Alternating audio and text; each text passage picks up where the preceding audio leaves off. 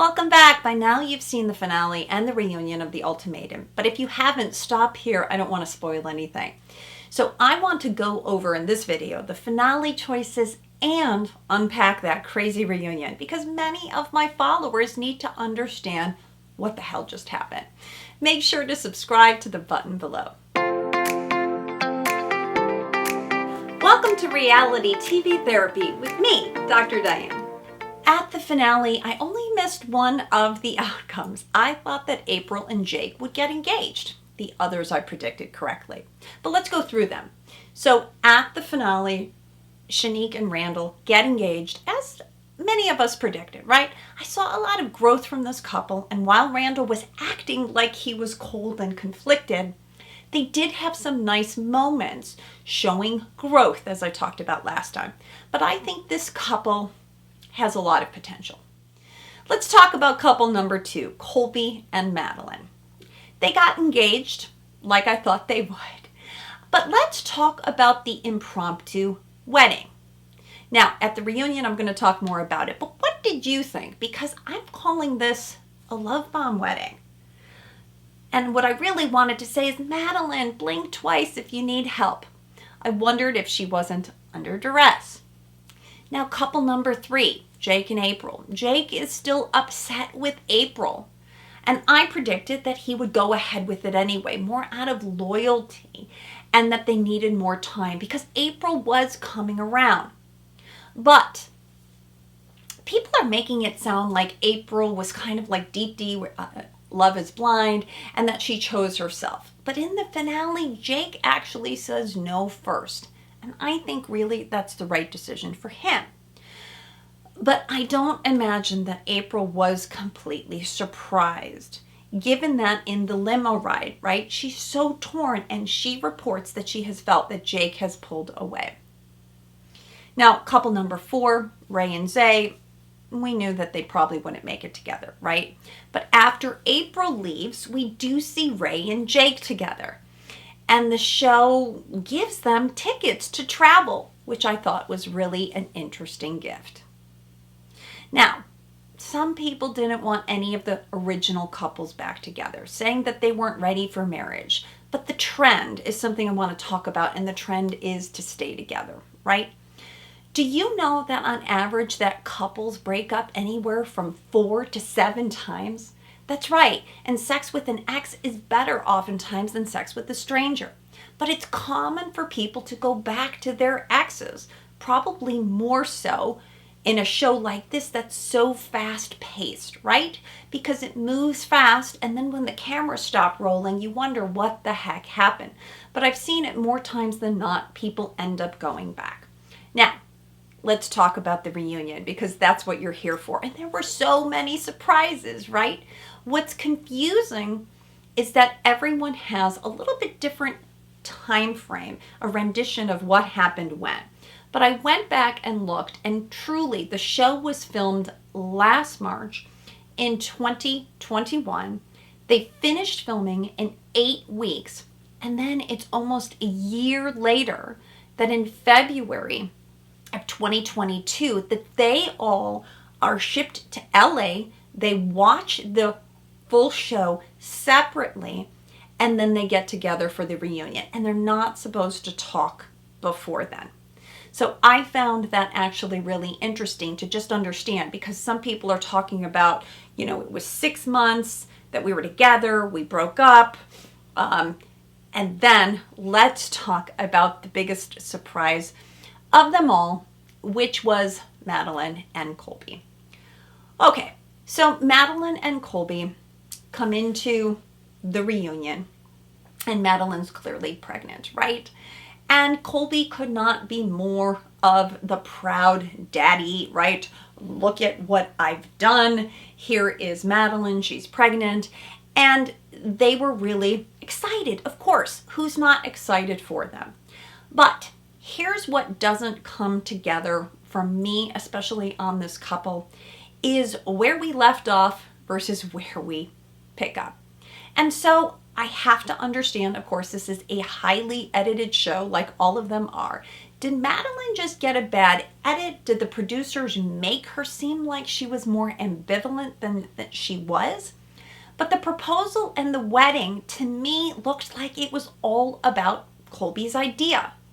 I called it a love bomb wedding because by definition, someone who loves bomb is usually a narcissist or someone who has narcissistic behaviors, and they want to run the relationship along quicker. Now, most often a love bomber will love bomb you at the beginning, right? But they can do it in the middle or at the end too, which is they want to shower you with gifts or attention to get you to solidify a relationship with them. But what's missing for me is what we're not talking about at the reunion. And this is what I want to talk with you about, because the way that the producers set it up is, right, they leave us feeling very unsure. Again, for weeks, Madlyn's complaining to her friends and family, Randall, that she doesn't feel heard by Colby. He's a big personality. And in the last scene, she's technically done with him, right? But people were saying, did Colby gaslight Madlyn? In other dating shows, when they don't even know each other, I would never call it gaslighting. But Colby is talking about having done the ultimatum for Madlyn, when really one would say that he did it for himself. So I can see the confusion about this term. Now, I would always come back to the person. Did they try to make you feel like you were going crazy? And without talking to Madlyn, it's hard for me to say. But what's so disappointing for me is that the couple here doesn't help us get from where we left off to who they are now, right? It's an awfully big leap here. And so you're left to believe that the wedding really looks like it's Colby's idea, right? Again, the big personality. He doesn't want to lose Madlyn, and so an engagement might feel too slow. So he says, let's up the ante, right? And maybe we've never had a wedding on the spot before. Again, Chris Harrison always wanted that in The Bachelor, but I love you so much, let's get married now. Now, here's the thing. I would feel very differently if Madlyn weighed in on this and told us how we got here. Like, for instance, if Madlyn said, you know, I never wanted a big wedding. I'd always hoped to elope. And Colby said, great, let's do that together. Let's plan this together. But without having that context and that understanding, to me, it feels like this was preempted by Colby's anxiety that I want to get Madlyn and I want her to say now. Because otherwise, what's the pressure, right? Why not plan a wedding a few weeks out? Have your family there, have your friends. If Madlyn was so connected with these other people, why not invite them? So that's the part to me that was confusing. And I've seen other reunion shows. Let's just take, for example, Love is Blind. Last season, Danielle controls her own narrative. She talks about her and Nick. She shows videos of her and Nick to help the followers see that this is different than what we were saying. Iyanna and Derek talk openly about their struggles, but also their cuteness and their pictures.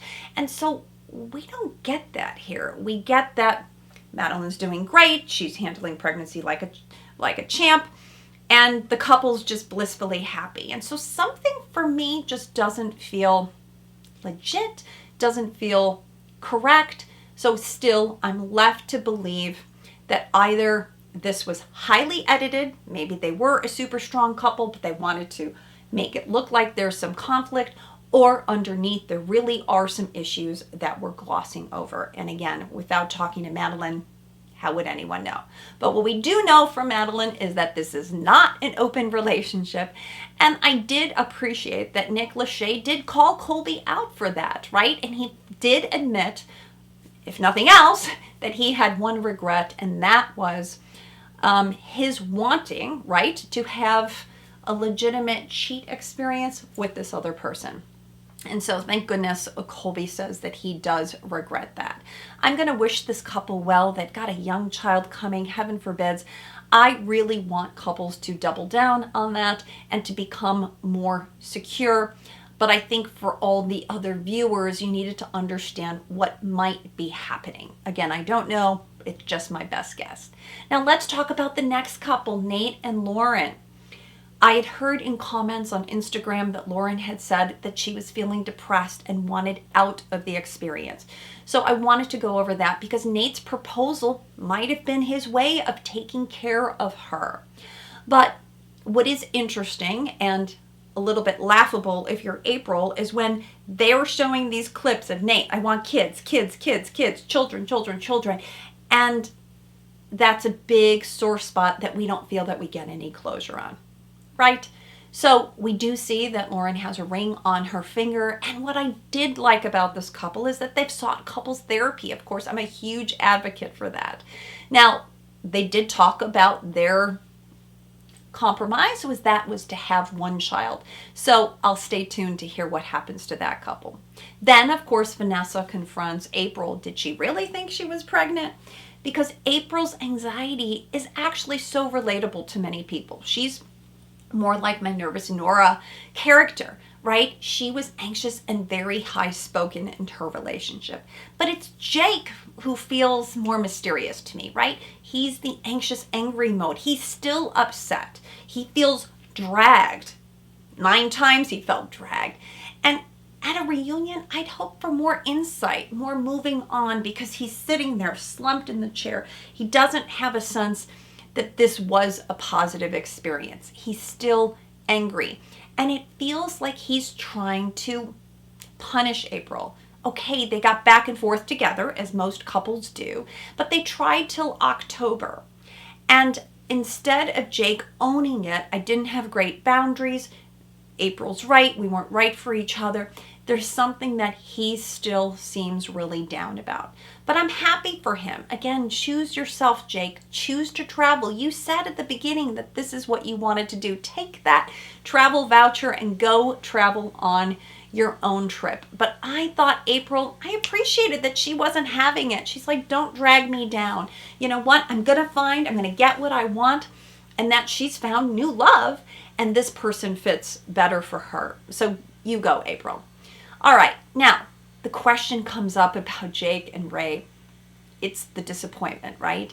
And people can't help it. You get invested in the cast. I know I do too. It's called parasocial in psychology. When people believe that they are living these people's lives, right? And as a viewer, you want some satisfaction. You want to feel like one new couple was meant to be out of this experience. But Rae herself had said it earlier on. She needed someone like Jake that didn't mean absolutely Jake. And they were both paralleling, dealing with their own circumstances. I'm just not sure this couple will ever take off. But I felt like Rae was trying to be diplomatic all along. She's respectful of April and Shanique. She doesn't want to flaunt her relationship. But it's Zay who can't contain himself. He airs their laundry, talks about how that they're effing each other almost every night. Rae feels like she needs to qualify it, and this is where things get ugly. But what I liked about Rae is she took ownership, right? She talked about that she didn't like seeing herself back, that she felt vulnerable, but she was also shut down. And then her vulnerability allows Shanique to be vulnerable. She talks about her own feelings of jealousy. Randall talks about watching himself back, worrying that he looks selfish too. And these are some real moments, right? Because this is the learning that you can have on reality TV show. Not many people get the experience to really see what we look like in relationships. No one else has a camera crew going around with them. But this is where Rae gets triggered, right? Because she realizes that Zay had not treated her the same way that Shanique and Randall treated each other, right? In a secure functioning relationship, you tell each other things. And here's Zay blaming Rae for not opening up more. But it feels hypocritical to me. So Rae says, she's suppressed some hurt and now the floodgates are open. And to me, it feels like this is a toxic relationship where there's a trauma bond between these two. But I feel for Rae, she has a more independent, perhaps a little more avoidant attachment style. She's low expressive, and oftentimes people misunderstand people like Rae. They think that she has a fear of commitment when really She just doesn't want to be trapped. She doesn't want to lose her independence. But she's trying to stand up for herself. She's trying to be heard. And Zay blocks her. He gets flooded. He can't handle it. He walks away. Now, thankfully, he calms down. And thankfully, Jake is there to support Rae. Finally, Zay comes back and he apologizes for walking away. But what I don't hear is Zay never says, I'm sorry for the bigger things. Like, I'm sorry for never hearing you. I'm sorry for not making you feel secure. Because this is the couple's dynamic. And Rae does. She says, I'm sorry, Zay, that I couldn't be there for you and I couldn't give you what you wanted or needed. And that felt heartfelt to me. But this painful argument is going on for too long. You see two agitated people, and it feels like this should have been a private moment. Nick and Vanessa don't intervene, right? They're not trained therapists, and I felt like somebody needed to just break this up. Rae finally announces that she's found a female partner. She's bisexual. Not too many people know. What do we do about this? But Rae is searching for herself, right? And I think Vanessa said it well when she said, you know, you're finding yourself. And I'm hoping that that's the case, because we've got to let go that maybe you wanted Rae and Jake together, but you weren't really robbed their happy ending. It's just not the ending that either of them needed. Now let's talk about Shanique and Randall. They're struggling, right? Shanique is not wearing her ring. Randall, at the start of this, did not want to do the ultimatum, right? Although he wasn't as outspoken as Jake. But canceling an engagement is never good. You have to wonder, are there some bigger issues underneath there? And for this couple, I feel like we'll find out over time. I don't think that there was enough time to play this out.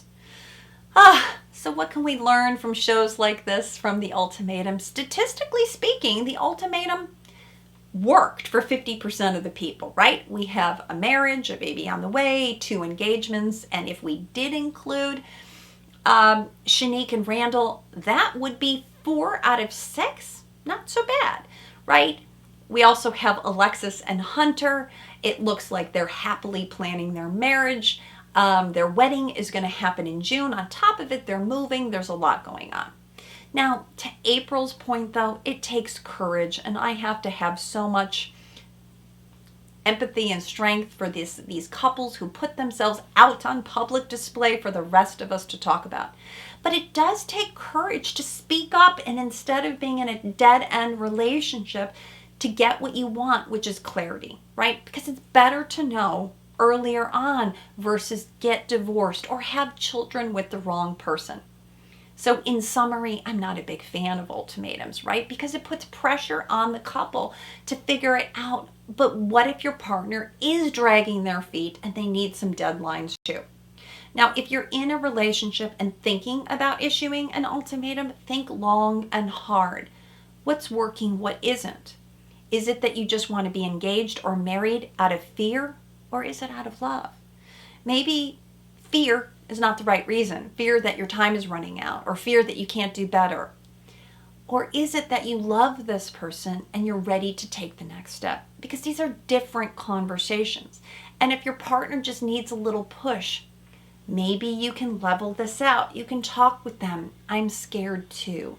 But together, I think we can tackle it together. So the biggest thing, the biggest takeaway is listen to your partner. What's holding them back? Is this really about financial stability and you need to talk about it? Or are there some serious differences that you're not addressing? As all the contestants in the cast said, it's not about just getting married. It's about being married to the right person. And as a couple, here's some key things. Do you know how to calm each other down? Do you bring out the best in each other? You don't want to gloss over issues at the start because they'll only get bigger. And the couples that did break up, it's probably for good reason. So I've so enjoyed talking about The Ultimatum with you. There's evidence too that premarital counseling, couples therapy can be so helpful in navigating not just the show, but in navigating relationships. And finally, what did you think about Nick and Vanessa Lachey? What do you think about them as hosts? I mean, I like that they have stories that are relevant, but some people are thinking they might be more neutral. And maybe ask tougher follow-up questions. Were they too easy on everyone? But that's what I have for my final analysis until we meet again for another Ultimatum, which I've heard that they've already got season 2 in the works.